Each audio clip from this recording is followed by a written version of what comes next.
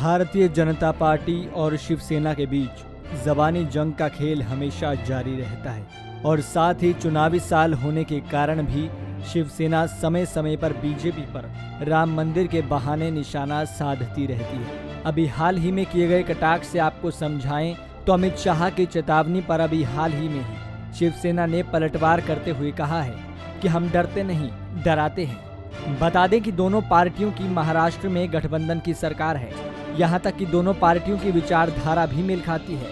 उसके बावजूद भी शिवसेना के कई नेता बीजेपी पर हमला करने का एक मौका तक नहीं छोड़ते हैं। लेकिन दोनों पार्टियों के बीच चल रही खटास को दूर करने के लिए ट्विटर पर एक वीडियो बहुत तेजी से वायरल हो रहा है, जिस पर जमकर रीट्वीट हो रहे हैं। दरअसल शिवसेना के पूर्व सुप्रीमो और दिवंगत बाला साहब ठाकरे द्वारा लगभग एक दशक पहले कही गई बातों को याद दिलाया जा रहा है, जिसमें बाला साहब ठाकरे ने नरेंद्र मोदी को लेकर टिप्पणी की थी जब वह गुजरात के मुख्यमंत्री थे।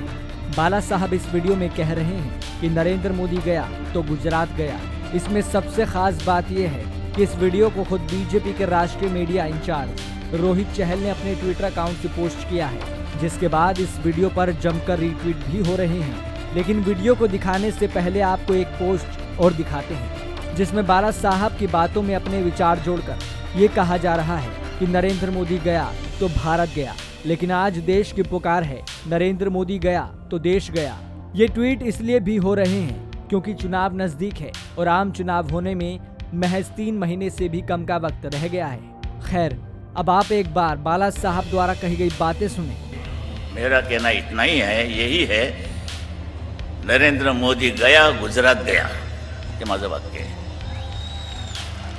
जर नरेंद्र मोदीला तुम्ही बाजूला केलं तर गुजरात तुमचा गेला, हे माझं वाक्य मी अडवाणींपाशी बोललेलो आहे। दरअसल बीजेपी का इस तरह से शिवसेना को रिझाना, लगता है कि बीजेपी को डर है कहीं लोकसभा चुनाव के नजदीक आते ही शिवसेना उनका साथ न छोड़ दे, क्योंकि इससे पहले एनडीए के कई घटक दल और कई मंत्री इस चुनावी साल में बीजेपी का साथ छोड़कर यूपीए में शामिल हो चुके हैं, जो कि बीजेपी के लिए बहुत बड़ा झटका है। इसलिए बीजेपी अब बिल्कुल नहीं चाहती कि एनडीए के कुनबे से अब कोई दल उनका साथ छोड़े। यश खुराना, पंजाब केसरी।